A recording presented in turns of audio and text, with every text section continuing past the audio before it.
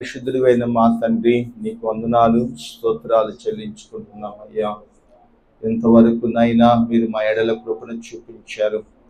నీ బిడ్డల విశ్వాసముతో పంపి ఉన్న ప్రతి కానుకను మీరు చూశారు ప్రభువా. నీ సన్నిధిలోకి నైనా దీవెనికరంగా మీరు నడిపించమని ప్రార్థన చేసుకుంటున్నాం తండ్రి. నీకే స్తోత్రాలు చెల్లించుకుంటున్నాం అయ్యా. నీ దాసుడిగా నీ పక్షముగా నిలువబడుచు ఉండగా ఎదుగో నన్ను నీ సిలువ చాటును మరుగుపరిచినైనా మీరే ఉండి మాట్లాడమని, వినగలిగిన చెవులు, గ్రహించగలిగిన మనస్సు ప్రతి బిడ్డకను మీరు అనుగ్రహించమని ప్రార్థన చేసుకుంటూ ఈరోజు నీ సన్నిధిలోకి వచ్చిన మమ్మల్ని అందరినీ నీ వాక్యము చేత తృప్తిపరచమని, నీ నామానికి మహిమ తెచ్చుకోమని, వాక్యం వినటమే కాదునైనా వాక్యానుసారంగా మేము జీవించి నడుచుకునేటట్టుగా మమ్మల్ని సిద్ధపరచమని అడుగుతున్నాము తండ్రి. నీకు మాత్రమే మహిమ, ఘనత, ప్రభావాలు చెల్లించుకోమని, వినగలిగిన చెవులునైనా గ్రహించగలిగిన మనస్సు బిడ్డలందరికీ మీరు అనుగ్రహించమని అడుగుతున్నాం. వాక్యం వినుచు ఉండగా ప్రభా, హృదయం ఎలాగ తెరవబడిందో మా హృదయములు తెరవబడి మా ఇంటి వారు అందరము ప్రభా వాక్యానుసారంగా నడుచుకొని నీ సన్నిధిలో నిలిచి ఉండినట్టుగా సహాయము చేయమని ప్రార్థన చేసుకుంటున్నాం అయ్యా. నీకే స్తోత్రాలు చెల్లించుకుంటూ యేసుక్రీస్తు వారి నామములో ప్రార్థన చేసి అడిగి వేడుకుంటున్నాము తండ్రి, ఆమేన్. అందరికీ వందనాలు. దేవుని వాక్యములో నుంచి కొన్ని మనము చదువుకున్నాం, దేవుని ఘనపరుచుకుందాం. ఈ మాటలో మనం చదువుకున్నాం. దేవుని వాక్యములో నుంచి కొన్ని విషయాలని మనం చదువుకున్నాం. లూకాసు సువార్త 11వ అధ్యాయము మరి అక్కడ కొన్ని విషయాలను మనం చూడగలిగితే 4వ వచనం లేకపోతే 3వ వచనం కానీ చదువుతాం. లూకాసు సువార్త 11వ అధ్యాయము 3వ వచనం. అతని అక్కా చెల్లెళ్ళు ప్రభువా ఇదిగో నీవు ప్రేమించువాడు రోగి అయి ఉన్నాయని ఆయన యొద్దకు వర్తమానము పంపిరి. యేసు అది విని ఈ వ్యాధి మరణము కొరకు వచ్చిన కాదు గాని దేవుని కుమారుడు దాని వలన మహిమపరచబడినట్టు దేవుని మహిమ కొరకు వచ్చాడు. యేసు మార్తను ఆమె సహోదరుని లాజరును ప్రేమించెను. చాలు. ఈ మాటలు బైబిల్ గ్రంథంలో మనం చూడగలిగితే యేసు ప్రభు ఎవరంట? యేసు ప్రభు ఆ ప్రాంతానికి వెళ్తున్నప్పుడు, ఆ ప్రాంతంలోకి వెళ్ళినప్పుడల్లా వీళ్ళింట్లో బస చేసేవాడు. యేసు ప్రభు లాజరుని ప్రేమించాడని అక్కడ రాస్తుంది. వాళ్ళ కుటుంబాన్ని ప్రేమించాడు. ఎందుకంటే యేసు ప్రభు ఒక్కడే కాదు అక్కడ ఉండేది, యేసు ప్రభువుతో పాటు 12 మంది శిష్యులు కూడా ఉన్నారు లేదు. వారికి పరిచర్య చేసేవారు. ఆ కాలములో వీళ్ళకి పరిచర్య, యేసు ప్రభువుకి పరిచర్య చేసేవారు, వాళ్ళకి పరిచర్య చేసేవారు. అందరికీ సమృద్ధి అయిన ఆహారం పెట్టి పంపించేవారు.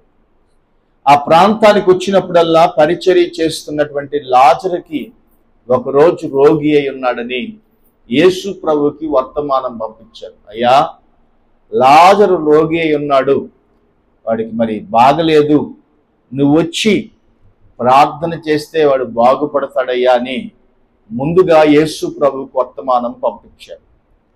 యేసు ప్రభు వర్తమానం పంపించిన తర్వాత యేసు ప్రభు వచ్చేలేకే 4వ రోజు పట్టిందని బైబిల్ చెప్తుంది. ఆమేన్. ఎందుకని యేసు ప్రభు వెంటనే రాలేదు? ఇక్కడ బైబిల్ చెప్తుంది ఆయన మహిమపరచబడాలని యూదులందరికీ కూడా 3 దినముల వరకు తన ఎప్పుడైనా లెగవచ్చని చెప్పి నమ్ముతారు. 3 దినాల్లోపు ఎప్పుడైనా మనిషి బ్రతుకుతాడని నమ్ముతారు. యేసు ప్రభు 3 దినముల తర్వాత 4వ రోజు వచ్చాడని బైబిల్ చెప్తుంది. చూడండి, అక్కడ రాయబడితే యేసు ప్రభువుని అడుగుతా ఉంటారు, అయ్యా మార్త మరియలు యేసు ప్రభువుని, అయ్యా అంత్య దినమందు పునరుద్ధానమందు వాడు లెగుస్తాడా అని అడుగుతాడు. 24వ వచనం. మార్త ఆయనతో అంత్య దినములందు పునరుద్ధానమునందు లేచినని నేను ఎరుగుదును. అందుకు యేసు ప్రభు చెప్తున్నాడు, పునరుద్ధానమును జీవమును నేనే. నా యందు విశ్వాసముంచిన వాడు చనిపోయినను బ్రతుకునని, బ్రతికి నా యందు విశ్వాసముంచు ప్రతివాడు ఎన్నటికీ చనిపోడు. ఈ మాటలు నమ్ముచున్నావా? ఈ మాటలు నమ్ముచున్నావా అని ఆమె అడిగను. ఆమె, అవును ప్రభువా, నీవు లోకమునకు రావాల్సిన దేవుని కుమారుడైన క్రీస్తువని నమ్ముచున్నానని ఆయనతో చెప్పెను. ఆమేన్. యేసు ప్రభు 4 దినములైంది. మార్త యేసు ప్రభు దగ్గరికి వచ్చి అడుగుతుంది, అయ్యా ఎప్పుడు లెగుతాడు మా తమ్ముడు అంటే, అంత్య దినముల్లో అని చెప్తుంది యేసు ప్రభు. యేసు ప్రభు అన్నాడు, పునరుద్ధానమును జీవమును నేనే లేపగలిగిన వాడిని యేసు ప్రభు చెప్తే ఎవరు అక్కడ నమ్మలేదు. యేసు ప్రభు, సరే మీరు ఏం చేస్తున్నారు అన్నాడు. ఏం లేదు ప్రభువా, సమాధి దగ్గరికి వెళ్దామని యేసు ప్రభు చెప్పాడు. అందరూ సమాధి దగ్గరికి వెళ్ళారు. యూదులు కూడా వచ్చారు. అందరూ కూడా సమాధి దగ్గరికి వచ్చి ఆ సమాధి దగ్గర నిలువబడి ఉన్నారు. చూడండి, అక్కడ దేవుని వాక్యములో రాయబడితే అక్కడ మనం చూడగలుగుతున్నాం. 38వ వచనం చదివితే, యేసు మరలా నాతో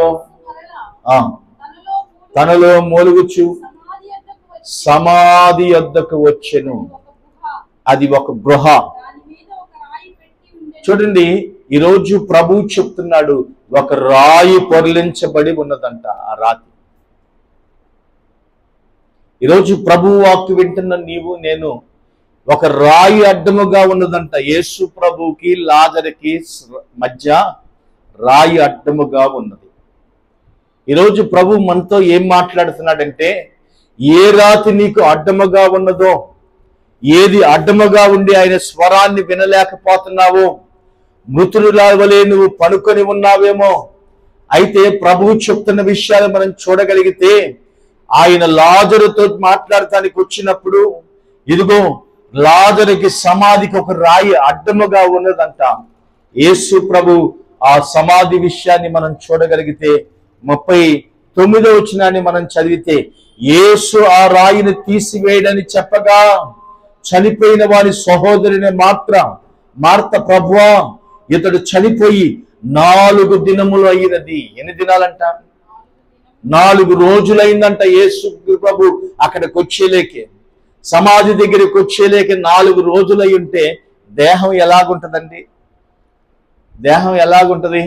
ఇప్పుడు అనుకో, వారం రోజులైనా సరే కూలింగ్ బాక్స్ లాగా పెట్టేస్తున్నారు దేహాన్ని, మనిషి కుళ్ళిపోకుండా చేస్తున్నారు. కానీ అప్పుడేమి లేవు. ఆ దినాల్లో మనిషి చనిపోతే సాయంత్రం 5 గంటల లోపే విషయాలు మనం చూస్తే ఆ రాయి అంట అడ్డముగా ఉన్నదని దేవుని వాక్యం చెప్తుంది.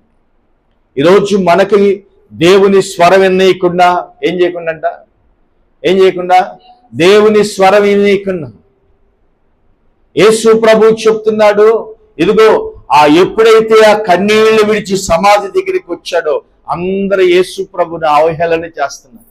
ఇతడు 4 రోజులైన వాడిని లేపుతాడంట, ఇతనికి శక్తులున్నాయంట, ఈయన గొప్ప కార్యాలు చేస్తాడంట అని అనేక మంది యేసు ప్రభువుని అవహేళన చేస్తున్నప్పుడు యేసు ప్రభువు చెప్పాడు, రాళ్ళు తీయమని చెప్పగానే ఆ రాయి పొర్లించబడిన తర్వాత యేసు ప్రభు అక్కడ ఒక మాట ఉంది. చదివితే అక్కడ మనకు ఒక మాట ఉంది.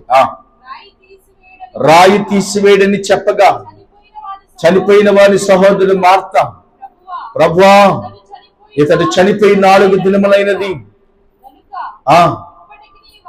ఎప్పటికీ వాడు వాసన కొట్టుచూ ఉన్నాడని ఆయనతో చెప్పెను. అందుకు యేసు, నీవు నమ్మిన ఎడలా, ఈరోజు ప్రభు చెప్తున్నాడు, నీవు నమ్మాలి. ఆయన మాట మనిషిని బ్రతికించిద్దని నమ్మాలి. ఆయన మృతులు సైతము కూడా లేపగలుగుతాడని నమ్మాలి.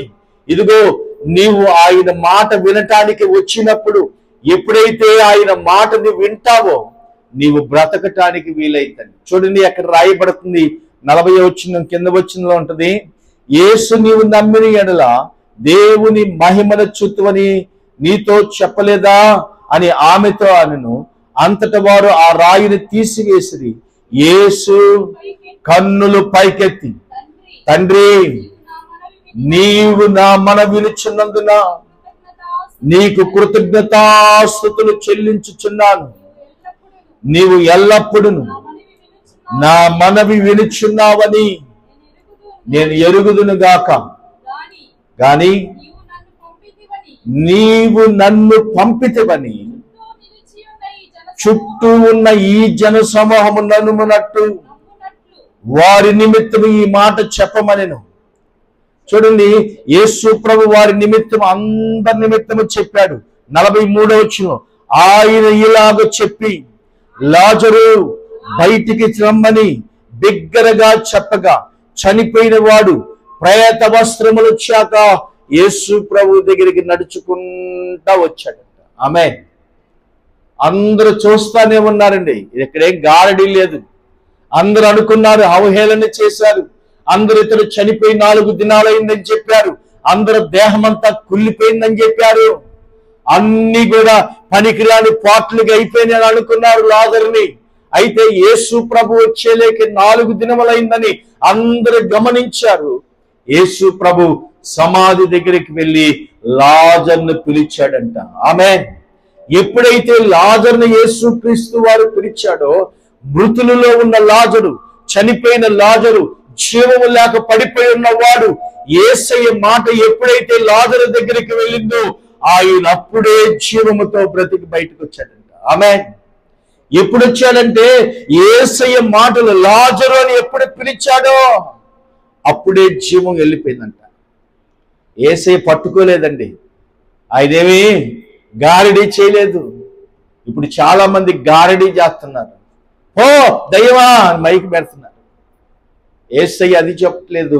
యేసు ప్రభు మృతులను లేపినటువంటి గొప్పవాడు కనుక ఆ రాతిని తొలగించాడంటే ఈరోజు. ఆమేన్. మనకి యేసు ప్రభుకి మధ్యలో ఒక రాయి ఉంది. ఆ రాయి తీయబడినప్పుడంట యేసయ్య స్వరాన్ని లాజరు వినటానికి సమాధిలో ఉన్నవాడు, 4 దినములు చనిపోయి అప్పుడు దాకా పడుకొని ఉన్నవాడు యేసు ప్రభు మాట చెప్పగలే లాజరు అనగలే అతను లోనించంట జీవం బయలుదేరి యేసయ్య దగ్గరికి వచ్చి నుంచున్నారంట. ప్రేత వస్త్రములన్నీ విప్పారు. అందరూ చూస్తున్నారు. చదవండి, అక్కడ రాయబడతా ఉంటది 44వ వచనం, చనిపోయిన వాడు కాళ్ళు చేతులు ప్రేత వస్త్రములతో కట్టబడిన వాడై వెలపలికి వచ్చెను.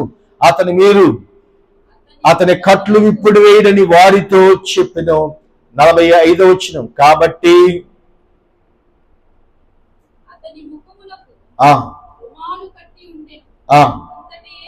అంతట యేసు మీరు అతని కట్లు విప్పడని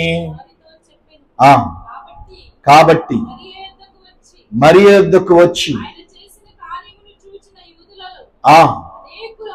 అనేకులు ఆయన యందు విశ్వాసముంచిరి. కాని వారిలో కొందరు పరిసయ్యుల యొద్దకు వెళ్ళి యేసు ప్రభు చేసిన కార్యమును గురించి వారితో చెప్పిరి.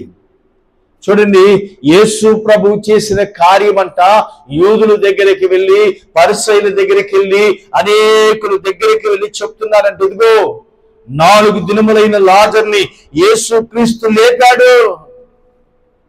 ఈరోజు మనము ఆత్మీయ జీవితములో సన్నగిల్లిపోయి కుప్పగూలిపోయిన మన ఆత్మీయ జీవితాన్ని అంట యేసయ్య మాట ఉజ్జీవపరిచి బ్రతికించిందండి. ఆమేన్. బైబిల్ గ్రంథంలో ఒక విషయాన్ని మనం చూస్తే, సన్నగిల్లిపోయాడు, విసారిపోయాడు. ఇదిగో యెజెబెలు రాణి వచ్చి ఏలియాను చంపిద్దని భయపడి ఇదిగో బదిరి వృక్షము కింద కూర్చొని తన మోకాళ్ళ మధ్యలో తన తలను పెట్టుకొని కన్నీళ్లు విడిచి ప్రార్థన చేస్తున్నాడు. అయ్యా, నేను ఈ రోజుతో అయిపోయాను, నన్ను చంపిద్ది అని భయపడుతున్నప్పుడు ఏలియాతో దేవుడు మాట్లాడుతాడు. ఏలియా నీవు లేచి, దేవదూత వచ్చి అప్పమును అక్కడ పెట్టి వెళ్ళింది, నిప్పులు అక్కడ ఉన్నాయి, అవి తిన్నాడంట. 40 రాత్రులు 40 పగలు నడిచాడంట. దేవునికి స్తోత్రం, హల్లెలూయా. కృంగిపోయిన వారిని, ఇదిగో నిరుత్సాహపడుతున్న వ్యక్తిని, ఇదిగో పనికిరానని అనుకున్న వ్యక్తిని, ఈ రోజుతో నేను చనిపోతాను అనుకున్న ఆ జీవితాన్ని ప్రభు మార్చాడు. ఆయన గొప్ప కార్యములు చేయగలిగిన వాడని మనం చూడగలుగుతాం. ఏలియా వారి మధ్య నడిచి వెళ్ళాడంట. 40 రాత్రులు 40 పగలు నడిచాడు. ఏలియా చేసిన గొప్ప కార్యం ఏంటంటే యెహోవాయే దేవుడని అక్కడ అందరూ చెప్పేటట్టుగా చేశారు. 450 మంది బయలు ప్రవక్తలు ఉన్నారు. ఇదిగో అందరూ అంటున్నారు మా దేవుడు గొప్ప, మా దేవుడు గొప్ప అని అందరూ అక్కడ అనుకుంటుంటే ఏలియా వారి మధ్యలోనికి వెళ్ళి, సరే మీ దేవుడు గొప్పే, మంచిది, నేను ఒక విషయం చెప్తాను, ఆ రీతిగా మీరు చేయాలని చెప్పినప్పుడు ఏలియా వారితో ఒక మాట చెప్పాడు. ఒక ఎద్దును వధిద్దాం, బలిపీఠము కడదాం, నిప్పు లేకుండా. ఏమి లేకుండా? నిప్పు లేకుండా ఎవరు ఈ బలిపీఠం మీద కట్టెలతో ఎద్దును తగలబెడతారో వారే పూజార్హుడని అందరికి ప్రకటన చేశారు. యెజబెలు 450 ఉదయం మొదలుకొని అందరూ కూడా చేస్తా ఉన్నారు. వారు చేసే అన్ని యజ్ఞాలు చేస్తున్నారు, వారు చేసే అన్ని చేస్తున్నారు. ఇదిగో ఆకాశం నుంచి అగ్ని రావట్లేదు, ఆ కట్టెలు వెలిగించబడలేదు. సాయంకాలం అయిందంట. ఇంకా ఏమైంది? సాయంకాలం అయింది. బైబిల్లో రాయబడతా ఉంటది, ఏలియా వెళ్ళి 12 రాళ్లు తీసుకెళ్లి అక్కడ పెట్టి బలిపీఠం మీద మరలా నీళ్లు పోపించాడంట ఎద్దు మీద. ఆమె ఏం చేశాడంట? బాగా ఉన్నప్పుడే మండట్లేదు, మరలా నీళ్లు పోపించాడు ఏంటని చెప్పి అందరూ ఎగతాళి చేస్తున్నారు. ఒరే మేము పొడియే మండించలేకపోయాం పొద్దుటి నుంచి ఇప్పుడు దాకా, ఇదిగో నువ్వు బలిపీఠం మీద కట్టెల మీద నీళ్లు పోపిస్తున్నావు, నీళ్లు పోసిన కట్టెలు ఎట్ట మండుతాయి అసలు అని అందరని ఏలియాని ఎగతాళి చేయటం మొదలుపెట్టాడు. ఏలియా నీళ్లు పోపించాడు, కందకము దీపించాడు, చుట్టూరు కందకములో నీళ్లు చేర్చబడ్డాయి, బాగా కుమ్మరించబడ్డాయి నీళ్లు. ఇదిగో యెహోవా పక్షమున ఏలియా ప్రార్థన చేశాడు, ఆకాశమందున్న దేవుడా. దేవునికి ప్రార్థన చేయగలనే ఆకాశము నుంచి అగ్ని బలిపీఠం మీద వచ్చి తగలబడిందంట. కట్టెలు, నిప్పులు, ఇదిగో ఆ ఎద్దుకు వధించబడిన ఎద్దు కూడా అంట కాల్చబడి బుగ్గైపోయి కందకములో నీళ్ళన్నీ కూడా అంట కాల్చబడిపోతుందంట. అందరు పరిగెత్తుతున్నారంట ఈ కార్యము చేసి.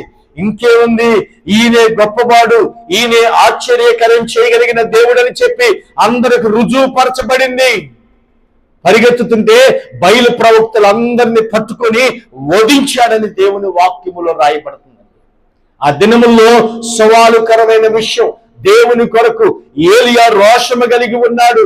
అప్పుడు తన జీవితంలో ఒక నిరుత్సాహము కలగజేసిన అపవాది అంత పెద్ద గొప్ప కార్యము చేసిన ఏలియా కంట ఒక చిన్న నిరుత్సాహము కలగజేసింది. ఒక ఆమె చంపుతానని చెప్పి రాణి గారు లేఖ పంపించేసింది మనిషి చేత.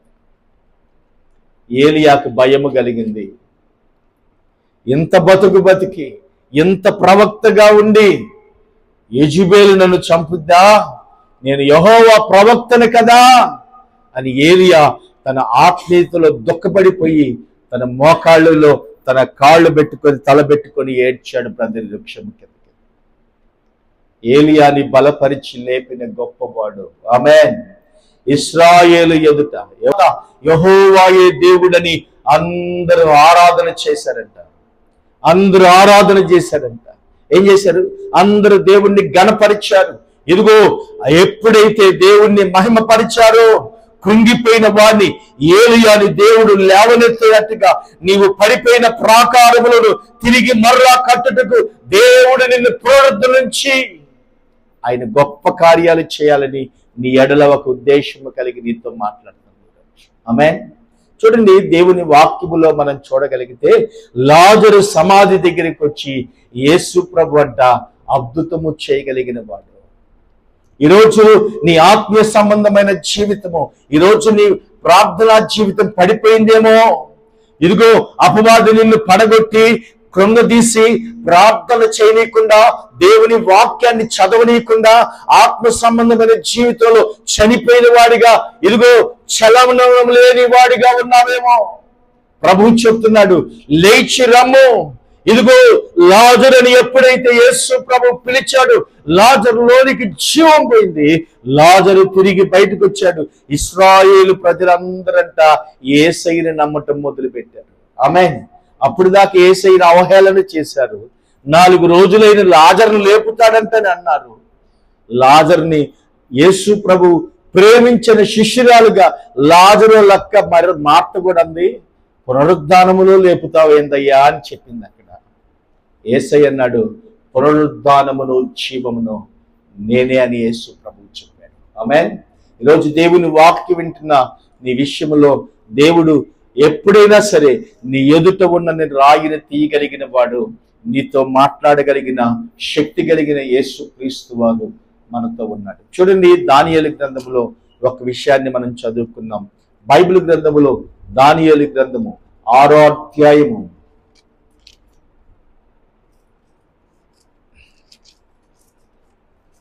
6వ అధ్యాయము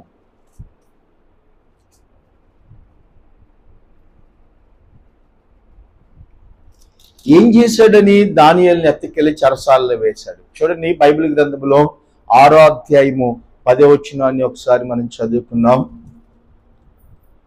11వ వచనం, ఆ మనుషులు గుంపు కూడి వచ్చి దానియేలు తన దేవునికి ప్రార్థన చేయటియు ఆయన బ్రతిమలాడుకొనుటయు చూసిరి. ఏం చేశాడంట? దానియేలు దేవునికి ప్రార్థన చేశాడంట. ఒక్కొక్కసారి ప్రార్థన చేస్తున్నా శోధనలు వస్తాయి. Praise Lord. ప్రార్థన చేస్తున్నా శోధనలు వస్తాయి. దేవునికి మనం యథార్థంగా ఉన్నా కూడా అపవాది ఓర్చుకోలేడు. దానియేలంట దేవునికి యథార్థంగా నడుచుకుంటుంటే సాతానుడు చూసి దానియేలు మీద ఎట్టయినా సరే దానియేలుని చంపేయాలని నిర్ణయించుకున్నాడు. దానియేలు చంపేయాలని నిర్ణయించుకొని ఒక శాసనం పుట్టించారు. దానియేలు ఇదిగో శాసనము కలగ చేసి వారికి దానియేలు చూసి నవ్వాడంట. Praise lord. దానియేలు తన యథాస్థితిగా ఇంటికి వెళ్ళి రోజు తన యెరూషలేము తట్టు కిటికీలు తెరిచి దేవునికి ప్రార్థన చేస్తుంటే అందరూ వచ్చి తొంగి చూస్తున్నారంట. దానియేలు ప్రార్థన చేస్తారు. దానియేలు ఏ దేవుడికి ప్రార్థన చేయకూడదు అనుకుంటే దానియేలు వారి దేవుడికి ప్రార్థన చేస్తున్నాడేంటి? రాజు నిలువ పెట్టిన ప్రతిమకు కదా మొక్కాల్సిందని చెప్పి దానియేలు మీదకి ఎత్తకెళ్ళి రాజుకు చెప్పారు. అయ్యా, దానియేలు ఈ శాసనాన్ని తిరస్కరించాడు, దానియేలుని ఎత్తకెళ్ళి ఏం చేయాలి అని అడిగితే రాజుగారు అన్నాడు, ఎత్తకెళ్ళి సింహాల గృహలో పడేయండి దానియేలు అని చెప్పారు. Praise Lord. చూడండి, దానియేలు మీద నిందలు మోపిన వారిని, దానియేలు మీద ఇదిగో నిందలు మోపి దానియేలు ఎట్టయినా సరే పడగొట్టించి చంపేయాలని ఒక కుట్ర పొందారు దానియేలు మీద. అయితే దేవుడు దానియేలు విషయంలో ఒక శ్రద్ధ కలిగి పనిచేస్తున్నాడు. ఆమేన్. చూడండి, దేవుని వాక్యాన్ని మనం చూడగలిగితే 16వ వచనం 17వ వచనం మనం చదివితే, అంతటా రాజు ఆజ్ఞేయగా బండ్రోత్తులు దానియేలును పట్టుకుని పోయి సింహముల గృహలో పడదోయగా రాజు నీవు అనుదినము తప్పక సేవించుచున్నా నీ దేవుడే నిన్ను రక్షించును. చూడండి, రాజు పలుకుతున్నాడు ఒక మాట, నువ్వు అనుదినము తప్పకుండా సేవించుచున్న నీ దేవుడే రక్షించును. ఆమేన్.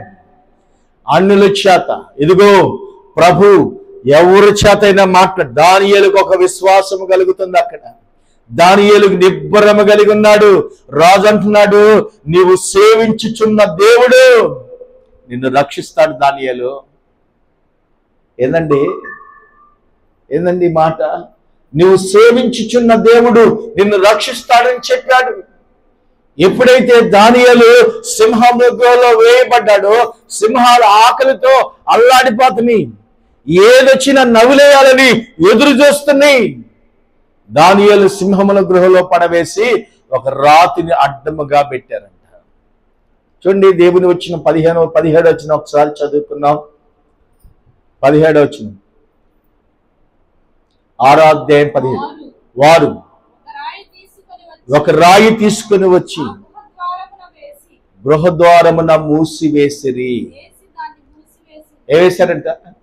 ఈ రాయి దానియేలుకి సింహాలకు బయటికి రాకుండా అడ్డముగా వేసిందంట. సింహాలు లోనని దానియేలు ఎత్తుకెళ్లి గృహలో వేసి ఒక రాయిని అడ్డం పెట్టారంట.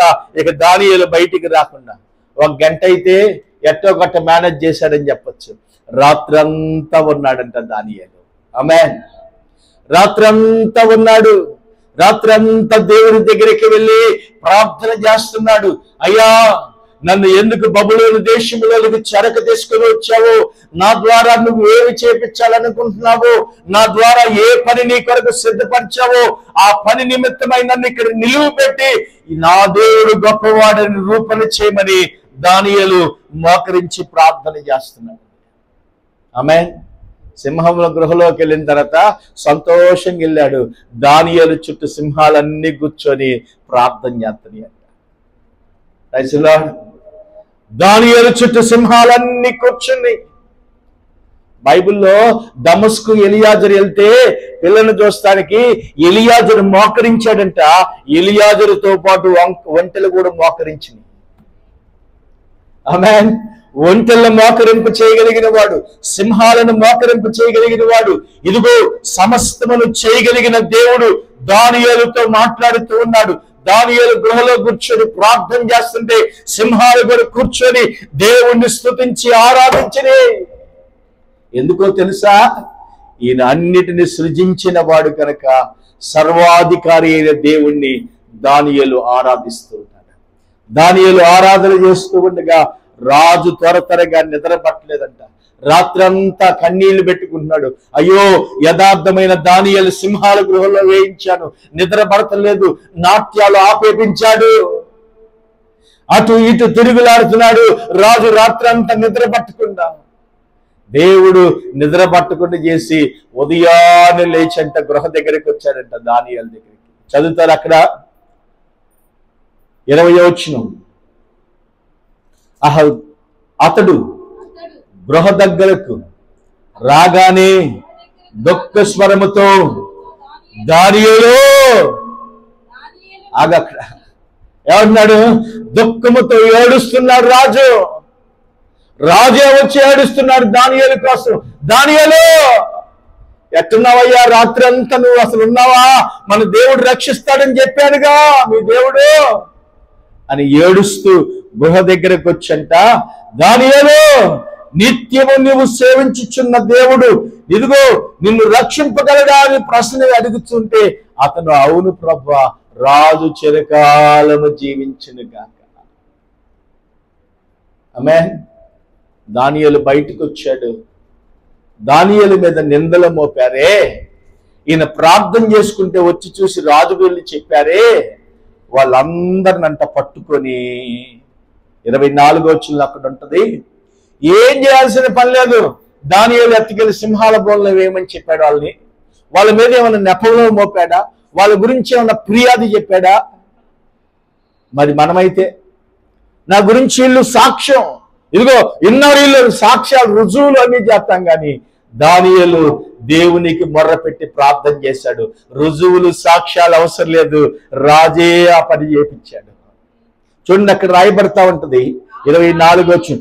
రాజు ఆజ్ఞయ్యగా దానియేలు మీద నింద మోపిన ఆ మనుషులను వారు తోడుకొని వచ్చి సింహాల గృహలో పడద్రోసిరి. వారి వారి కుమారులను వారి భార్యలను పడద్రోసిరి. వారు ఆ గృహకు అడుగుకు రాక మునిపే ఏమయ్యారంట? అయ్యే సింహాల మార్చారేమన్నా లోన. ఈరోజు మన దేవుడు ఏదైనా మార్చగలిగిన వాడు. ఆమేన్. సింహాల మధ్యలో ఉంచాడు. దావీదు అంటాడు, నా శత్రువు ఎదుట నీవు నాకు భోజనము సిద్ధపరిచావు. ఫరో ఎదుటే ఇంట్లోనే పెరిగాడు. ఫరోనే చంపాలనుకున్నాడు. ఇదిగో 2 సంవత్సరాల పిల్లలందరినీ ఐగుప్తులో చంపేయండి అని చెప్తే ఫరో ఇంట్లోకే దేవుడు తీసుకెళ్లి కూర్చోబెట్టాడు. నా శత్రువుల ఎదుట నీవు నాకు భోజనము సిద్ధపరిచెదవు. ఎక్కడ పెరిగాడండి మోషే? ఎక్కడ పెరిగాడు? శత్రువు ఇంట్లోనే పెరిగాడు. ఈరోజు నిన్ను శత్రువుల మధ్యలో నిలువబెట్టి నిన్ను గొప్పగా నాయకుడిగా చేయాలని దేవుడి ఉద్దేశం. ఆమేన్, హల్లెలూయా. ఆయన ఉద్దేశాలని ఎడల మరుగుపరచబడతాయి. అవి గ్రహించలేమో. దానియేలు విషయంలో గ్రహించలేదు. దానియేలు ఎప్పుడు నన్ను సింహాల గృహంలో వేస్తానని ఊహించలేదు. గుహ అడుగు పాక మునిపే అంట ఎముకల విరగొట్టి అని దేవుని వాక్యములో రాసిందండి.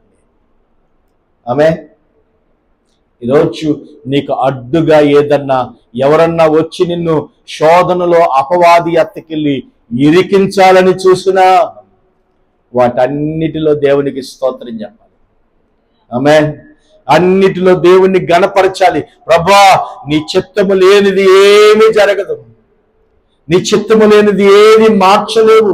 నీ చిత్తము లేనిది ఏది నా జీవితంలో అనుమతి కాదు. దానియేలు జీవితంలో దేవుని చిత్తము లేనిది అనుమతి కాలేదండి. మరణానికి అపవాది అప్పగించాలని చూసిన దానియేలుని దేవుడు గొప్పవాడని పలికించాడు. చదువుతారు అక్కడ కొన్ని విషయాలని. అక్కడ మనం చదివితే ఇదిగో 3వ అధ్యాయంలో అక్కడ వారి దేవుడు గొప్పవాడని దర్యాయేషే చెప్పాడు. వారి దేవుడే పూజార్హుడో. 3వ అధ్యాయము 28వ వచనం. షడ్రక్ మెషక్ అబేద్నెగోలు వీరి దేవుడు పూజార్హుడు. ఆయన తన దూతను పంపించి తన్ను ఆశ్రయించిన దాసులను రక్షించును. దాసులను రక్షించును. వారు తమ దేవునికి కాక మరి ఏ దేవునికి నమస్కరించని చేయలేదు. చూడండి, ఇక్కడ వారు ఏ దేవుణ్ణి సేవించలేదు. వారి దేహములు దేవునికి అర్పించారు. అగ్ని వాసన రాలేదు. అగ్నిగుండములోనికి పోయారు వీళ్ళు. ఇదిగో అపవాది ఓర్చుకోలేక వీళ్ళందరూ ప్రతిష్ఠ చేస్తుంటే వీళ్ళు ముగ్గురే నిలబడి ఉన్నారంట ఆ దేశం అంతటి మీదటి. రాజు చూశారంట, ఎవరు వాళ్ళు ముగ్గురు నుంచి ఉన్నారు?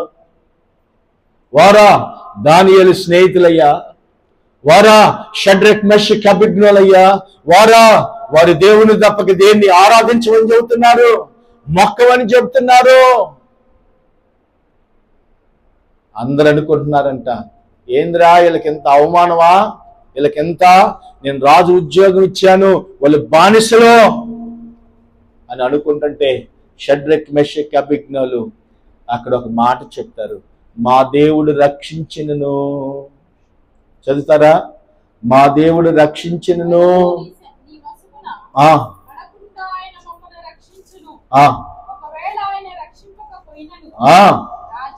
రాజా, నీ దేవతలను మేము పూజించము. నీవు నిలువ పెట్టించిన బంగారు ప్రతిమను మేము నమస్కారం చేయము. అందుకు నెబుకద్నెజరు అత్యాగ్రహము నుండి వీళ్ళు నా పండ్రాయిక, వీళ్ళని మాట్లాడే పనే లేదు, వీళ్ళని ఎత్తకెళ్ళి అగ్నిగుండం వేడంతలుగా మార్చండి అని చెప్పి బాగా రేపు చేపించాడు. అగ్నిగుండాన్ని ఏం చేపించాడంట? బాగా వేడి చేపించాడు. చూడండి, ఒక విషయాన్ని గమనించండి, లోన ఉన్నవారు కాలలేదు, వాళ్ళని విసిరేయటానికి వెళ్ళిన వారు కాలి చచ్చిపోయారు. రైతులా చూడండి, లోనకి వెళ్ళి తిరుగుతున్న వారు కాల్చబల్లా, వీళ్ళని ఎత్తకెళ్ళి లోనకి విసిరేశారే, ఈ అగ్ని అంత కాకకు తగిలి చచ్చిపోయారు. అక్కడ విసిరివేసిన మనుషులు అగ్ని జ్వాలల చేత కాల్చబడి చనిపోయిరి. మెన్షన్ బాగా చేశాడు అక్కడ, జ్వాలల చేత కాల్చబడి చనిపోయిరి. వీళ్ళు లోనకి వెళ్ళారా? ఏమైనా లోనకి వెళ్ళారా? వీళ్ళు మరి అగ్ని ఊరకట బయటకే కాలి చచ్చిపోతే మరి లోనకెళ్ళిన వాళ్ళ పరిస్థితి ఏమి? ఈరోజు ప్రభు చెప్తున్నాడు, అపవాది నిన్ను ఒక్కొక్కసారి అగ్నిలో వేయటానికైనా ఇష్టపడతాడు. ఈ దేహం వేయొచ్చండి, ఈ దేహము కాలిపోవచ్చు. గ్రహస్థాన్ని కాల్చివేశారు. కారులో పనుకుంటే సువార్తకి వెళ్ళొచ్చి ఇదిగో చీకటి పడిందని ఆ ప్రాంతంలో పనుకుంటే కాల్చివేశారు. తన పిల్లలిద్దరూ తాను అనేక మంది సువార్త చెప్పి డాక్టర్ వైద్యం చేయడానికి వచ్చారు వాళ్ళు ఈ దేశానికి, ఇండియాకి. కారులోని పెట్రోల్ పోసి మతోన్మాదులు ఏదైనా మంచి మంచి కార్యాలు చేస్తున్నాడు, యేసు ప్రభువుని గురించి చెప్తున్నాడు, వైద్యం చేస్తున్నాడు అని చెప్పి గ్రహస్థాన్ని కాల్చివేశారు ఆ రోజు. యేసయ్య షడ్రక్ మెషక్ అభిజ్ఞులని కాల్చబడటానికి ఇష్టపడలేదు. వాళ్ళు దేహముల కంట అగ్ని వాసనైనా తగలలేదు, వాళ్ళ ఎంటుకలు ఒక్కటి కూడా కాలలేదు.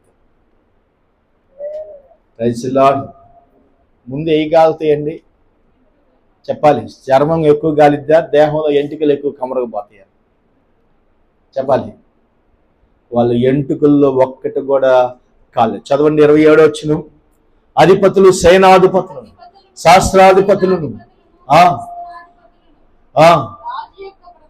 రాజు యొక్క ప్రధాన మంత్రులను కూడి వచ్చి ఆ మనుషులను పరీక్షించి వారి శరీరములకు అగ్ని వాసనైనను అగ్ని ఏ హాని చేయకున్నటియు వారి తల వెంట్రుకల్లో ఒక్కటైనను కాలిపోక ఉండటయు. ఎందుకు అక్కడ మెన్షన్ చేశాడు? ఎంటికలు కూడా మెన్షన్ చేసి రాశాడు దేవుడు అక్కడ. వాళ్ళ శరీరములో అగ్ని వాసనైనను రాలేదంట, వాళ్ళ వెంట్రుకల్లో ఒక్కటైనను కాలిపోలేదు. ఒక ఎంటికైనా కాలిపోతే ఏం దేవుడు రా మీ దేవుడు ఎంటికల్లే కాల్ చేశాడని అంటారేమో. వీళ్ళు ఒక్క ఎంటుకు కూడా కాలేదంట. ఆమె అపవాది నిన్ను ఒక్కొక్కసారి శ్రమల్లోకి తీసుకెళ్లి పెట్టి, దేవుని వాక్యములో రాయబడుతుంది వారి దేవుడు పూజార్హుడని అక్కడ ప్రకటించడం మొదలు పెట్టారు. చూడండి మత్తయి సువార్త 28వ అధ్యాయము 12వ వచనాన్ని ఒకసారి, 27వ అధ్యాయము 60వ వచనాన్ని ఒకసారి మనం చదువుకున్నాం. యేసు ప్రభు ఈ సమాధికి రాయి బిగించి పెట్టారంట, సంఖ్యలతో బంధించారు, మామూలుగా బంధించలా. 27వ అధ్యాయము 60వ వచనం.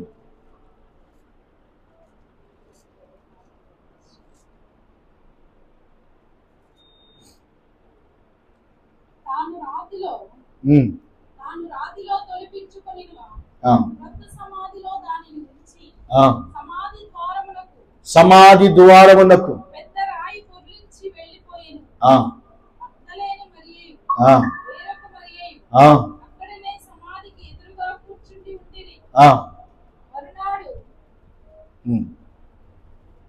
చూడండి దేవుని వాక్యములో రాయబడుతుంటే సమాధికి సీలేశారంటే యేసు ప్రభు సమాధికి.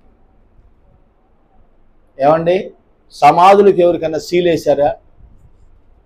ప్రపంచంలో ఎంత పెద్ద వాళ్ళు చనిపోయినా సీలేసినట్టుంటుందా సమాధికి? సైనికుల్లోకైనా కాపలా పెడతారా చెప్పాలి? మరి యేసు ప్రభువుకి ఎందుకు సమాధికి రాయి పొర్లించి సీలేసి సైనికులిద్దరిని కావిలి పెట్టారంట అక్కడ? ఎందుకో తెలుసా? ఆయన లెగుస్తాడని భయం, వీళ్ళన్నా ఆపుతారేమని. ఆయన లెగవితే మొదలు పెడితే ఎవరు ఆపలేరు ఆయన.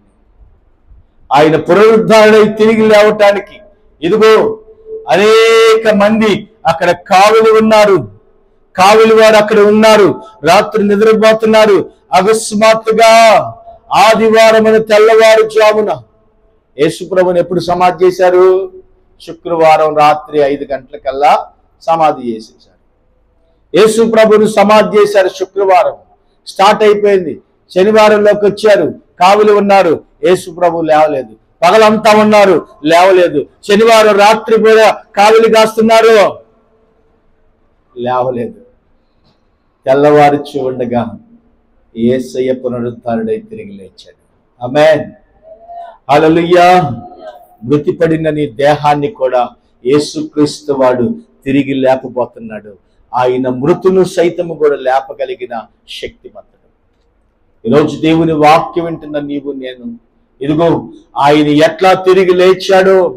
అందరు నిద్రించుచున్నవారు చూడండి, యేసుక్రీస్తు వారు తన ప్రాణం విడిచినప్పుడంట అనేక గొప్ప కార్యాలు జరిగినాయి. 50వ వచనం చదివితే, యేసు మరలా బిగ్గరగా కేక వేసి తన ప్రాణమును విడిచెను. అప్పుడు దేవాలయము తెర పైనుండి క్రింద వరకు రెండుగా చీలిను, భూమి వణికెను, బండల బద్దలాయను, సమాధులు తెరవబడిను, నిద్రించుచున్న అనేకుల పరిశుద్ధుల శరీరములు లేపబడిను. లేపబడ్డారంట ప్రభు మరణించినప్పుడు. యేసు ప్రభు లేచేటప్పుడు మరలా వస్తారు. ఆయన తిరిగి మరలా సమాధుల్లో నుంచి లేపే రోజు ఒక రోజు రాబోతుంది. చనిపోయిన వారిని యేసుక్రీస్తు పునరుద్ధారించి లేపే రోజు ఒక రోజు రాబోతుంది. ఆయన అందరినీ మృతులను సైతం లేపగలుగుతాడు. నిరుత్సాహపడగాకో. నీ ఎదుట ఒక బండ ఉందని సిగ్గుపడగాకు. నీ ఎదుట బండని యేసయ్య తొలగించగలిగిన వాడు. బండలో నుంచి నిన్ను లేపి ఆ బండ మీద స్థిరపరచగలిగిన వాడు. అదే బండ మీద నిన్ను ఉంచబెడతాడు యేసయ్య. ఆమేన్. ఆయనే బండ. ఆ బండ అడ్డుగా ఉందేమో నీకు, యేసయ్య మాట వినకుండా అడ్డుగా మిగిలి ఉందేమో. ఈరోజు నువ్వు సన్నగిల్లిపోతున్నావేమో, ఈరోజు నువ్వు విసారిపోతున్నావేమో. నీ దేవుడు గొప్ప కార్యములు చేయగలిగిన వాడని నువ్వు ఆయన యందు నమ్మకముంచి పరిస్థితులు చూడగాకో. ఈరోజు ప్రభువు చెప్తున్నాడు, పరిస్థితుల వైపు నువ్వు చూస్తే పరిస్థితులు నిన్ను కృంగదీస్తాయి.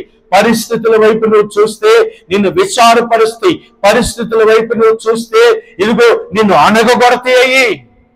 వాటన్నిటిని నువ్వు జయించాలంటే విశ్వాసముతో యేసు వైపు చూసిన వాడు కదల్చబడలేదు.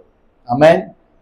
యేసు ప్రభు సమాధి చేయబడిన తర్వాత అందరూ వచ్చారంట, కావలి ఉన్నారు. 66వ వచనం చదువుతాం ఒకసారి చివరగా. వారు వెళ్ళి కావలి వారు కూడా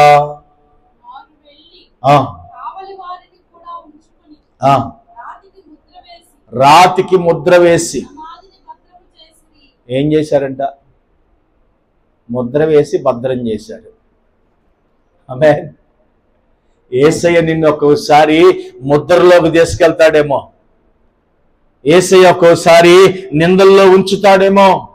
యేసయ్య ఒక్కొక్కసారి నేను ఇదిగో ఆగుతాడేమో నీ కోసము. నీ కోసం ఆయన ఏదైనా చేయగలిగిన వాడు. నీ కోసము నా కోసము యేసుక్రీస్తు వారు తన ప్రాణమును వెలగా చెల్లించాడు. ఆమేన్. ప్రాణమును పెట్టిన దేవుడు, ప్రాణమునిచ్చిన వాడు, నీ కోసము ఏదైనా చేయగలిగిన వాడు. ఆయన మార్చగలిగిన వాడు నీతో మాట్లాడుతున్నాడు. బైబిల్లో ఒక మాట ఉంటుంది, మనం కృంగిపోతా ఉంటాం. మత్తయి సువార్త 28వ అధ్యాయము 28వ వచనంలో యేసు ప్రభు ఒక మాట చెప్పాడు, నేను మీకు ఏ సంగతులు ఆజ్ఞాపించుతునో వాటన్నిటిని గైకొల్లవలనని వారికి బోధించుడి. ఇదిగో నేను యుగ సమాప్తి వరకు. ఎప్పుడు చెబుతున్నాడండి? ఎవరితో ఉంటానంటున్నాడు దేవుడు? అమ్మా, ఎవరితో ఉంటానంటున్నాడు? నీతో కూడా నేను ఉంటానని నమ్మండి. ఇప్పుడు మన యేసు ప్రభు మనతో ఉన్నాడా లేదా? ఉన్నాడు లేదా? మరి ఎందుకు కృంగిపోతున్నావు? ఎందుకు విసారిపోతున్నావు? ఎందుకు నిరుత్సాహపడుతున్నావు? ఒకవేళ శ్రమలోకి అప్పగించొచ్చేమో, అపవాది ఎత్తుకెళ్ళి మనల్ని శ్రమల పాలు చేయొచ్చేమో. యేసయ్య అంటున్నాడు, సదాకాలము నేను మీతో కూడా ఉన్నాను. ఎవరితో ఉన్నాడంట? మనతో ఉన్నాడు, నాతో ఉన్నాడు, నా పక్కనే ఉన్నాడు, నా ముందు ఉన్నాడని నువ్వు గ్రహిస్తే నువ్వు దిగులు పడవు, కృంగిపోవు, పరిస్థితులు చూసి భయపడవు. ఈరోజు ప్రభు నీతో మాట్లాడుతున్న విషయాలు నాతో మాట్లాడుతున్నాడు. బండ అడ్డుగా ఉందని చూడగాకు, బండను యేసయ్య తొలగిస్తాడు. ఆమేన్. యేసు ప్రభు తొలగించాడు. రాత్రి తీయబడిందంట. రాజే వచ్చి బండ తీసేశాడు. లేదా ఉదయాన్నే గృహ దగ్గరికి వచ్చి, దానియేలు, రాజే వచ్చి తీసే. ఎవరు బండ వేశారో వారి చేతనే యేసయ్య తీపిస్తాడు.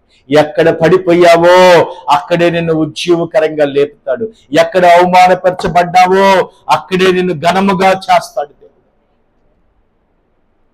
ఆయన ఏదైనా మార్చగలిగిన వాడు, ఆయన ఏదైనా చేయగలిగిన వాడు. ఆయన ఏదైనా నీ జీవితంలో మార్చే దేవుడు. నీతో ఉన్నాడని దిగులు పడకు, భయపడకు. ప్రభు ఈరోజు మనతో చెప్పాడు, సదాకాలం నేను మీతో కూడా ఉన్నాను. ఆమేన్. ప్రార్థన చేసుకుందాం. అందరూ మోకరించి ప్రభుని అడుగుదాం. దేవుడు మన అందరితో మాట్లాడిన వర్తమానం మరి మహిమకరంగా మన జీవితాల్లో ఫలించినట్టుగా ప్రార్థన చేసుకుందాం. పరిశుద్ధుడైన మా తండ్రి, నీకు వందనాలు, స్తోత్రాలు చెల్లించుకుంటున్నామయ్యా. విన్న వాక్యమునైనా ఇదిగో మాకు అడ్డుగా ఉన్న రాతిని తొలగించి మీరే మహిమ తెచ్చుకోవటానికి మమ్మల్ని నిలువ పెట్టండి నాయన. ప్రతి స్థలముల్లో, ప్రతి ప్రాంతాల్లో ఎక్కడ నిస్సారిపోయాము, ఎక్కడ సన్నగిల్లిపోయాము, ఎక్కడ పడిపోయి అవమానకరంగా ఉన్నామో అక్కడ మరలా తిరిగి లేపగలిగిన వాడవని, అక్కడ అవమానించిన ప్రజల్లోనే ఘనత తెచ్చుకునే వాడవని నీ యందు మేము నమ్మిక ఉంచి ప్రార్థిస్తున్నామయ్యా. పరిస్థితులు మేము ఎప్పుడు చూడకుండా ప్రభువును చూసేవారిగా, పరిస్థితుల వైపు కాకుండా ప్రభు వైపు చూసేవారిగా మమ్మల్ని అందరినీ మీరు సిద్ధపరచమని ప్రార్థన చేసుకుంటూ ఈ వాక్యము చేత మాతో, మా అందరితో మాట్లాడావు. ఏ రాతి అడ్డుగా ఉందని కృంగిపోయానో, ఏ రాతి అడ్డుగా ఉందని వేశారని విసారిపోయానో, రాజుల చేత తీపించావయ్యా. అధికారుల చేత రాతిని పొడిలింపు చేశావు. దేవదూతలు వచ్చి రాతిని తీశారు. ఈరోజు నాకు అడ్డుగా ఉన్న ప్రతి రాతిని ప్రభువా యేసు నామములో తొలగించమని ప్రార్థన చేసుకుంటున్నాను. పరిస్థితులన్నీ అననుకూలమైన వాటిని ఇదిగో అనుకూలపరిచి, సమాధానపరిచి, మేము ఆరాధిస్తున్న దేవుడు గొప్పవాడని ప్రజలు చూచినట్టుగా మీరు సహాయము చేయమని మమ్మల్ని అందరినీ ప్రభువా నీ రాజ్య వ్యాప్తి కొరకు సిద్ధపరచమని, బాప్తిసం తీసుకొని బిడ్డలు ఇంకా బాప్తిసము తీసుకోవడానికి సహాయము చేయమని అడుగుతూ యేసుక్రీస్తు వారి నామములో ఈ రాత్రి ఉదయకాలం మధ్యాహ్నం వేళల్లో ప్రభువా నిన్ను స్తుతిస్తున్నాము తండ్రి. యేసుక్రీస్తు వారి నామంలో ప్రార్థన చేసి అడిగి వేడుకుంటున్నాము తండ్రి. ఆమేన్. మన తండ్రి అయిన దేవుడు దీవెన, కుమారుడైన యేసుక్రీస్తు వారి కృప, పరిశుద్ధాత్మ దేవుడైన మన సహవాసము సకల పరిశుద్ధులకు మనకును ఆయన కృప తోడై నడిపించునుగాక. ఆమేన్. అందరికీ వందనాలు. ప్రభు మరి మిమ్మల్ని దీవించునుగాక.